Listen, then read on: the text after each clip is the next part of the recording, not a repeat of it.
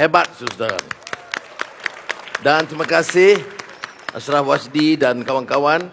Dalam masa singkat, saya saja nak uji macam mana cekap atau tidak anak muda sekarang. Bagi kurang dari 24 jam tapi nampak berhimpun dengan teratur begitu baik. Saya salute kepada semua.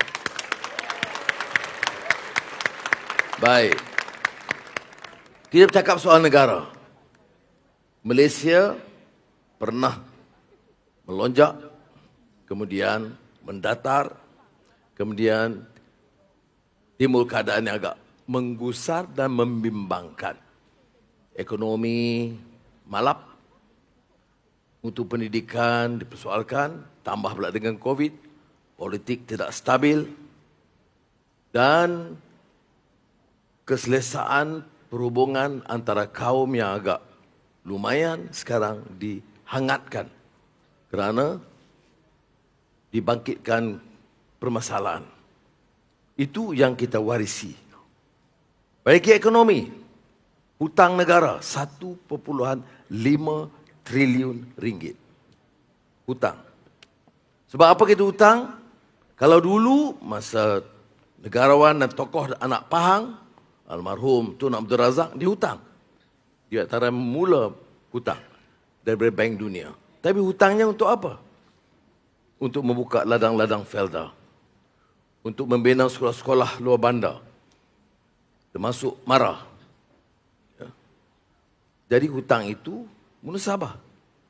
Dan anak-anak muda tidak terlalu gusar kalau terpaksa bayar hutang itu. Tapi lama-kelamaan kadang-kadang ada kecuaian. Hutang nak buat menara dan gedung besar. Mercu tanda hebat. Jadi hutang itu bertambah. Defisit. Apa arti defisit? Maknanya kalau gaji kita RM1,000 sebulan. Belanja RM1,600. Itu maknanya defisit. Negara kita punyai dan hadapi defisit yang tinggi. 56%. Dan defisit ini kalau berulang, bersambung, dia jadi beban kepada negara. Ini sengaja saya lontarkan ini kerana anak baik di tingkatan 6 atau di Giat Mara atau di KM, ini penting anak-anak tahu. Kadang-kadang pemimpin ini, dia tak mahu anak-anak tahu masalah. Saya berbeza pendapat. Saya mula aktif semasa saya muda. Saya bertarung dalam keadaan itu dan saya percaya anak-anak yang sedar, elemen yang sedar dan cerah tidak mungkin mudah ditipu oleh siapapun. Jadi yang saya percaya, sekarang saya Perdana Menteri, saya mahu anak-anak faham itu bebas dan merdeka sebenarnya yang mesti dikuasai oleh anak-anak muda. Mesti bebas dan merdeka supaya jangan dijadikan alat oleh sesiapa. Baik. Sebab itu kita ada bidang pengkhususan teknologi, digital, dan kalau tingkatan 6 akademik. Tapi ia tidak harus menghalang kita untuk mencintai ilmu secara yang meluas. Sayyidina Ali bin Abi Talib radhiyallahu an, khalifah keempat, apa dia kata?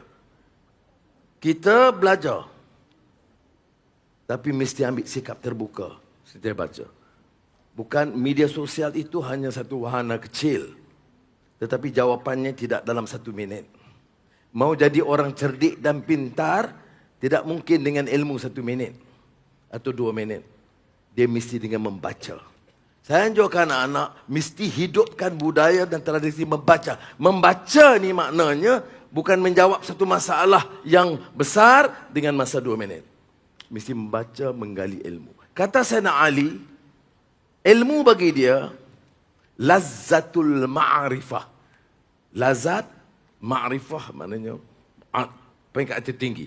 Dia maknanya dia belajar dan dia merasa kelazatan dan nikmat menimba ilmu. Jadi sudah anak tingkatan 6. Ya, jurusan sastra tidak menghalang untuk menguasai ilmu bidang-bidang lain. Ada Giat Mara dan bidang pengkhususan. Mekanik tidak menghalang untuk mengetahui masalah secara umum. Itu maksud saya.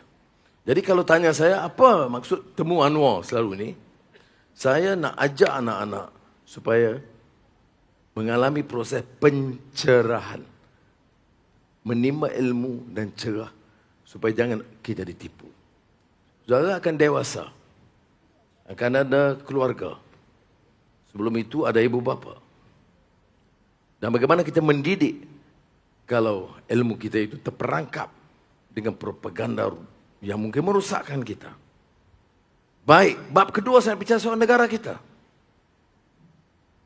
Mengapa saya boleh datang dalam keadaan ekonomi lembab, tapi diurus yang baik. 8 bulan kita dalam kerajaan.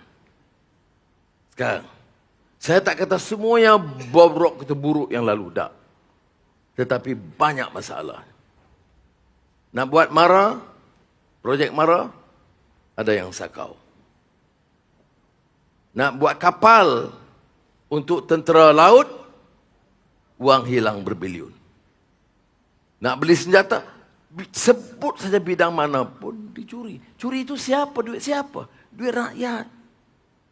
Kalau kita boleh hentikan ini, kita boleh pulangkan. Ashraf Wajdi kata, datang ini MARA ada masalah, Tandas ada masalah. Mana pengarah di institut ni mana? Ada. Pengarah KM. Mana? Takkan tak ada pengarah? Ada. Di belakang.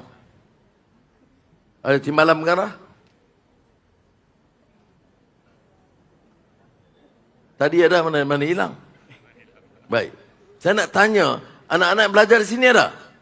Ya, KM. Tandas semua okey? Ada usaha tak? Okey. Di sekolah dulu, masa belajar di sekolah dulu, tandas banyak usaha tak? Angkat tangan siapa yang pernah mengalami kerosakan tandas di sekolah. Tengok. Dan kita sebut negara ini merdeka, berdaulat, membacu pertumbuhan membanggakan. Tapi sekolah ini, sekolah anak-anak kita. Saya anggap semua anak-anak kita. Jadi tanggungjawab kita selesaikan. Ini maksud saya. Ini erti politik, ini erti kenegaraan, ini erti tata kelola. Kalau tidak kita fikir yang besar-besar. Kita kabur dengan keadaan yang sebenar. Jadi saya nak mulakan dengan yang itu. Jadi saya tanya Fadlina, Menteri Pendidikan, semak keperluan semua tandas di sekolah di negara kita. Ada pembangkang kata Anwar ini Perdana Menteri Tandas. Saya apa peduli? Saya lebih peduli tentang anak-anak kita yang tidak dapat menggunakan tandas. Jadi, termasuk juga klinik kesihatan. Klinik kesihatan yang rosak. Jadi, untuk tahun ini, kita ambil alih baru 8 bulan. Saya kata, kita mesti selesaikan dan perbaiki semua tandas sekolah di Malaysia tahun ini juga. Kalau tidak, saya dipanggil menterinya, timbalan ketua pengarahnya menghadap saya di demikian. Tapi alhamdulillah, Menteri Pendidikan dan Kementerian mengambil tindakan segera. Dan berapa jumlah? 1.4 bilion ringgit. Susah lagi, susah. Tapi tetap kita luluskan.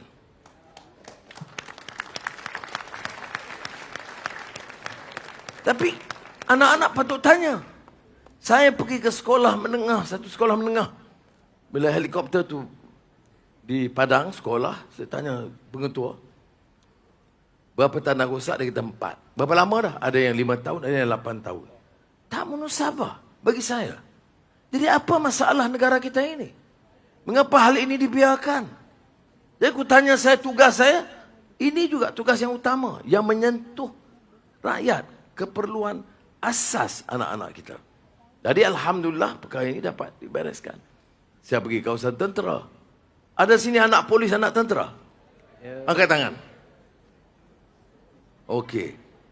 Kebanyakan merek polis, perumahan polis dan tentera itu keadaan daif, teruk. Betul tak? Jadi, saya luluskan segera. 200 juta untuk polis, 200 juta ringgit untuk tentera. Sementara. Untuk tahun ini, tahun depan kita tambah.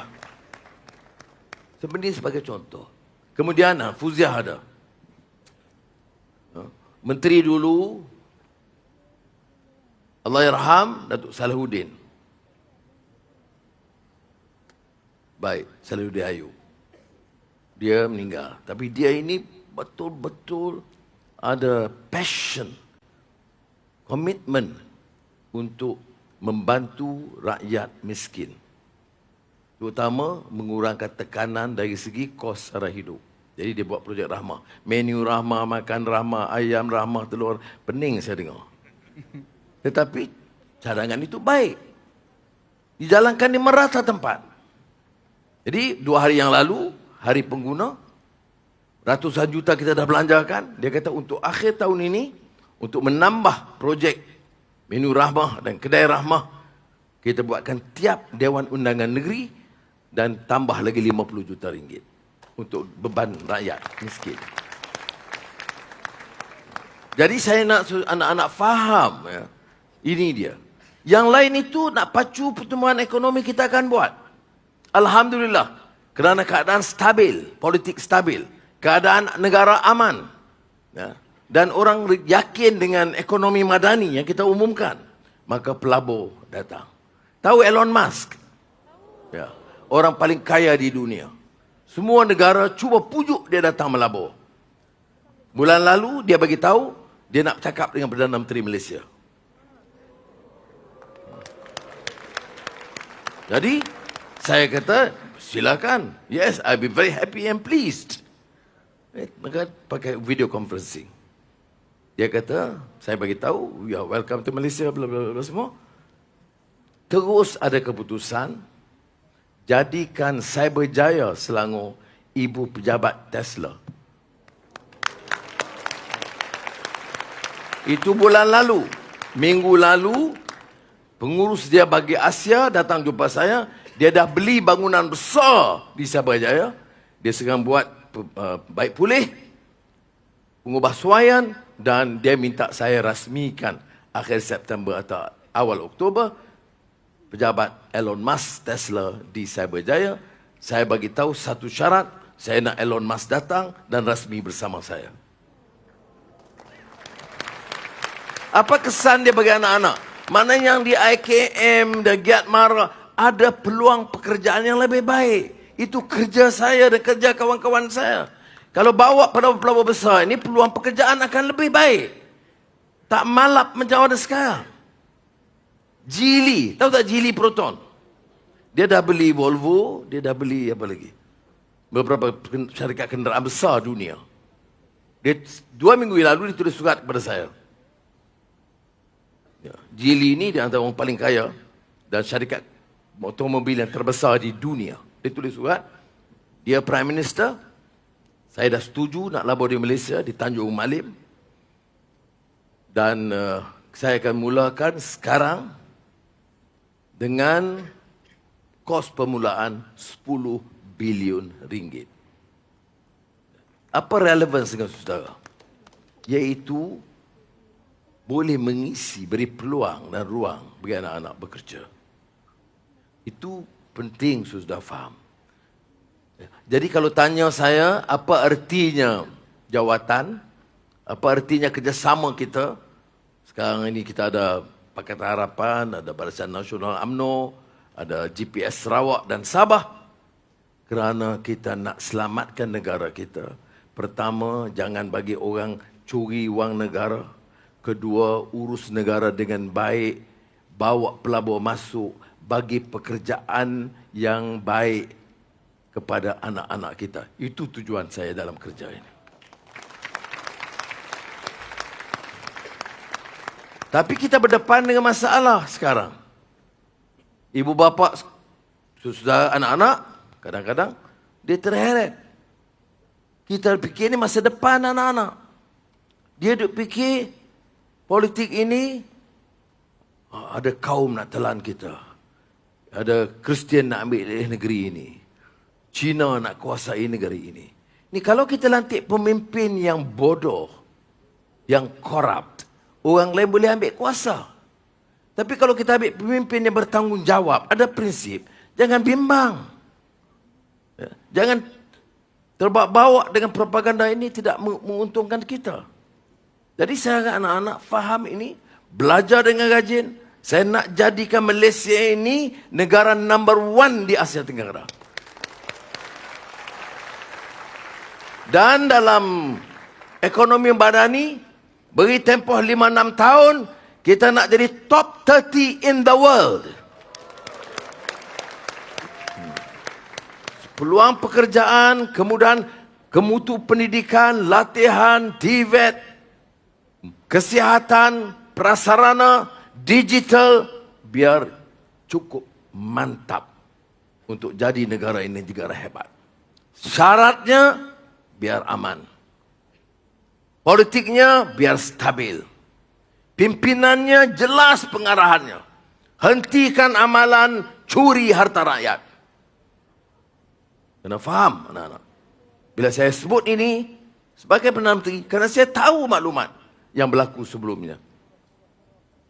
Dan saya perlu kerjasama, kefahaman anak-anak kita.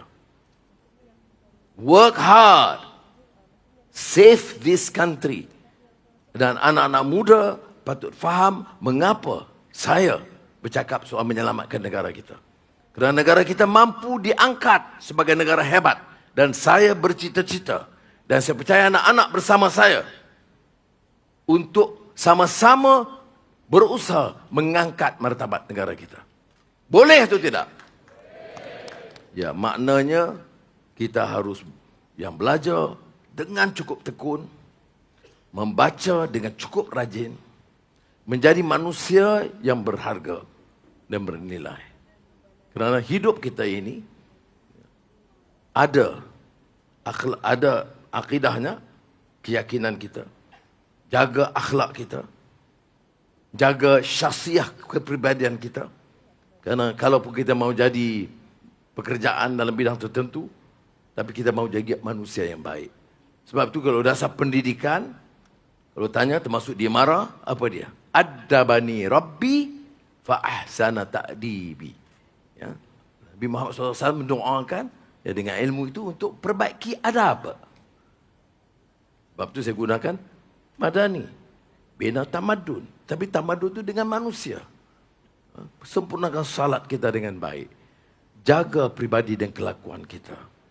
Jaga nilai kita. Kasih kepada ibu bapa kita. Hormat kepada guru-guru kita. Dan gunakan masa dan waktu yang baik untuk meningkatkan kefahaman kita dan ilmu kita dan memperbaiki pribadi kita.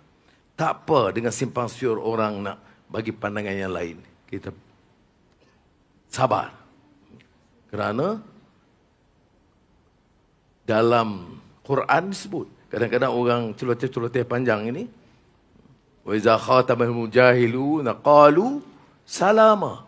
Kadang-kadang kalau ada orang yang lempar-lemparkan, tengok muka dia memang orang jahil. Apa jawab kita? Kita marah sama? Tak boleh. Dia maki kita, caci kita, cerca kita. Saya Perdana Menteri. Kena maki cerca hari-hari. Saya jawab macam itu juga. Saya lawan maki? Tak boleh. Kerana saya turun kategori seperti itu. Jadi apa yang Quran sebut? Qalu, katakanlah, salama. Selamatlah kamu, biar aku nak tumpu kerja aku, nak selamatkan negara ini, nak bangunkan negara ini. Terima kasih. Baik, itu dia perkongsian yang memang sangat-sangat padu dan juga padat untuk kita semua memberikan inspirasi kepada anak-anak muda, terutamanya anda semua yang bakal menjadi pemimpin negara kita suatu hari nanti. Aku tengah sembang, kamu tuanglah kopi. Saya dah tuang air kosong. Dia tunggu saya datang tuang untuk dia. Saya dah tuangkan air kosong tadi, Datuk Seri. Terima kasih, Datuk Seri. Alhamdulillah. Datuk Seri nak susu? Dah, selamat dah. Madu? Okay. Madu ke susu, Datuk Seri? Dua-dua. Susu. Dua-dua, baik. Okey, saya tuangkan ya. Bismillahirrahmanirrahim. Cukup? Okey. Baik, madu pula ya, Datuk Seri. Baik, okey Datuk Seri. Kalau Datuk Seri ada cakap. Madu. Di tangan kananmu. Amboi. Racun di tangan kirimu. Okey, cukup. Bismillahirrahmanirrahim. Okey, Datuk Seri rasa dulu tengok. Okey tak? Okey dah cukup. Okey, baik. Okey, tadi Datuk Seri ada kongsikan berkenaan kalau kita sebenarnya untuk jadi pemimpin yang melihat bukan sekadar jauh untuk membangunkan negara, tapi daripada sekecil-kecil perkara, melihat bagaimana infrastruktur, tandas, itu semua yang memberikan kegembiraan sebenarnya kepada rakyat. Dan apa yang paling penting adalah rakyat perlu diutamakan ketika ini. Inilah dia pemimpin yang kita ada sekarang ini. Semoga kita dapat teruskan dan juga kita berikan sokongan yang terbaik kepada Yang Amat Berhormat Datuk Seri Perdana Menteri kita. InsyaAllah. InsyaAllah dengan adanya semua perhatian itu, kita semua akan sejahtera. Baik, Datuk